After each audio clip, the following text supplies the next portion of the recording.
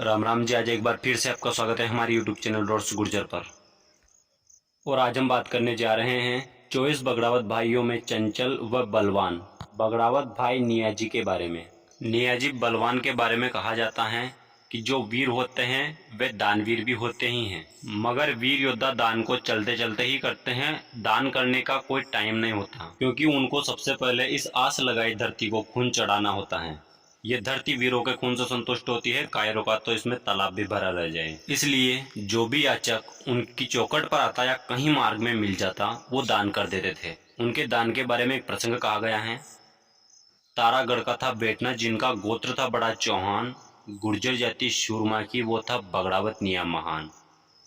लाखा की चढ़ाई जीर्ण घोड़े पर, मोती दिए कच्चे सूत में लटकाए। 9 लखा से सजा के घोड़े को, 9 लखा नाम से रियाए बुलाए। महाराज नियाजी अपने घोड़े को सजाने में उपयुक्त सामग्री जैसे जीर्ण, कच्चे सूत में मोती पिरोकर लटकाना और लगाम पर सोने चांदी की परतें चढ़वाना, टोटल करके 9 लाख प्रत्येक दिन का खर्च करते थे अपने घोड़े को सजाने में। कहा जाता है उनका मोतियों को कच्चे सूत में पिरोने का सिर्फ एक ही कारण था कि वो रास्ते में गिर जाएं और भटकते हुए गरीब राहगीरों को मिल जाए, जिससे उनके दिन भी खुशहाली से कट जाए।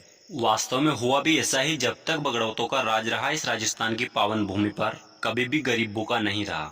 गरीब लोगों को आस लगी रहती थी कि बगड़ौतों के घोड़े यहाँ से निकलेंगे और उनके घोड़ों से जो मोती गिरेंगे वो हम चुन लेंगे और हम अमीर हो जाएंगे। हर पल हर क्षण दान ही दान रटने वाले शूरवीर थे 24 बगड़ावत। और इनमें अन्य बगड़ावत एक बार को सोच भी लेते थे, लेकिन नियाजी तो जब देखो तब दान ही दान रटते थे। ऐसे ही बगड़ावत भाई एक दिन राणनगर के राजा दुर्जन साल के यहाँ घूमने जाने की योजना बनाते हैं और राणनगर जाने की तैयारी करते हैं। पहले की तरह सभी 24 बगड़ावत अपने अपने घोड़ियों को सजवाते हैं और राणनगर के लिए रवाना हो जाते हैं। मार्ग में प्रतीक्षा कर रहे गरीबों को दान लुटाते हुए 24 गुर्जर बगड़ावत भाई जा पहुंचते हैं राणा दुर्जन साल की नगरी के करीब। अब वीर नियाजी ने सवाई भोज जी से कहा, दादा सवाई भोज, मेरा ऐसा मानना है कि हमें सीधे राजा के दरबार में नहीं चलना चाहिए। हम माया और काया के राजा हैं। इस राणा दुर्जनशाल राजा की क्या औकात जो ये हमें इसकी सभा में खड़े देखे। सवाई भोज जी ने कहा, जैसा नियावीर कहेगा वैसा ही होगा। और नियाजी ने कहा, हम इस बाग में बैठेंगे, यहाँ हमें राजा बुलाने आएगा, फिर हम चलेंगे। गुर्जरों की शान तो इसमें बाजेगी। इतने में महारावत जी कहते हैं कि राजा को समाचार कौन पहुंचाएगा कि बाग में वीर गुर्जर बगड़ावत आए हुए हैं। तो इतने में नियाजी ने कहा कि बाग में तो चलो, कोई तो मिलेगा। गए तो वहां माली विश्राम कर रहे होते हैं। महाराज सवाई भोज ने माली से कहा कि हमें विश्राम करने में। माली हंसता हुआ कहता है कि सज्जन थोड़ा धीरे बोलो तुम। यदि ये बात हमारे राणा दुर्जनसाल के छोटे भाई निमदेव ठाकुर के कान तक पहुंच गई तो वो आपको राण से घसीटते हुए बाहर निकालेंगे। माली के ऐसा कहते ही बगड़ावतों को गुस्सा आ जाता है और सवाई भोज कहते हैं कि जा बुला ला अपने नीमदेव ठाकुर को। और नियाजी तो गुस्से में जैसे ही घोड़े से उतरे वैसे ही माली की अच्छी प्रकार से सेवा कर लेते हैं और घसीटते हुए दरवाजे के बाहर फेंक आते हैं और माली रोता हुआ भाग जाता है।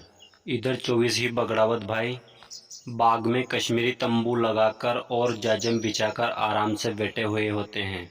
इधर माली रोते हुए राणा के दरबार में जा पहुंचते हैं और घबराते हुए कहते हैं, महाराज महाराज। राणा दुर्जनसाल कहता है, क्या हुआ मालियो।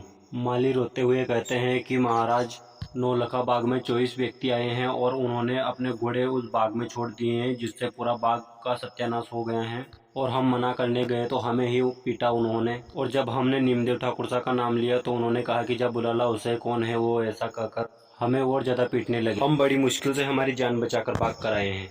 नीमदेव ठाकुर गुस्सा हो जाता है और दियाजोद और कालोमीर पठान के साथ कुछ सेना लेकर 9 लखा बाग की ओर चल पड़ता है। रास्ते में जा ही रहे होते हैं, इतने में कालोमीर पठान की नजर एक जंगली सुअर पर पड़ती है। कालोमीर पठान नीमदेव जी से कहता है कि मुझे किसी भी हालत में ये सुअर चाहिए। फिर नीमदेव जी और दियाजोद सहित सभी सेनाएं सुअर के पीछे लग गई। सभी भागते भागते 9 लखा बाग के समीप पहुंच गए, जहाँ पर बगड़ावत भाई विराजमान थे। बहुत कोशिश करी नीमदेव ने, लेकिन सुअर को मार नहीं पाया था। सभी सैनिक सुअर के पीछे पीछे 9 लखा बाग बगड़ावतों के समीप निकल जाते हैं। तो नियाजी सवाई भोज से कहते हैं कि दादा, यदि आपका कहना हो तो मैं अभी क्षण भर में ही इस सुअर को मार के पटक सकता हूँ। महाराज सवाई भोज ने कहा कि नियाजी रहने दो, आपने पहले ही मालियों को पीट कर भगाया है। राणा तो वैसे ही गुस्से में होगा और सुअर मार दोगे तो वो हमसे बहुत ज्यादा नाराज हो जाएगा। फिर नियाजी चुपचाप बैठ जाते हैं। जिसकी भुजाओं में बल होगा वही सुअर को मारेगा, तुम जाओ नियाजी, जो भी होगा देखा जाएगा। तेजजी बगड़ावत भाइयों में सबसे बड़े थे। जब उनका आदेश ही हो गया तो फिर नियाजी ने अपने घोड़े को तैयार कर और सुअर को मारने वालों की फौज में शामिल हो गए। नियाजी सुअर से काफी दूर थे और नीमदेव की फौज काफी करीब। नियाजी ने पूरे बाहुबल के साथ वहीं से भाला फेंका तो भाला सुअर को छेदता हुआ सीधा एक पेड़ पर जा लगता है। जब नीमदेव और उसके साथियों ने देखा सुअर भी भाले सहित वृक्ष पर लटका हुआ था, ये देख सब आश्चर्यचकित हो गए और एक दूसरे से आपस में कहने लगे कि ये कौन है। और ठाकुर नीमदेव नियाजी के समीप जाकर कहता है कि कहाँ से आए हो कुमार और कौन हो और यहाँ हमारे राज्य की सीमा में कैसे आना हुआ। तब नियाजी कहता है कि हम गोठा के गुर्जर हैं, हमें सब बगड़ावतों के नाम से जानते हैं और हम राण को देखने आए हैं। बस इस वीडियो में अब इतना ही। इसके ही पार्ट 2 में हम देखेंगे कि नियाजी और नीमदेव जी का मिलन किस प्रकार होता है। तब तक के लिए आप वीडियो को लाइक कर दो और हमारे चैनल को हर एक गुर्जर भाई तक पहुंचाओ ताकि हम इन जयचंद रूपी मुगल पूतों को इनकी ही भाषा में जवाब दे सकें। जय गुजरात, जय सनातनी गुजरात।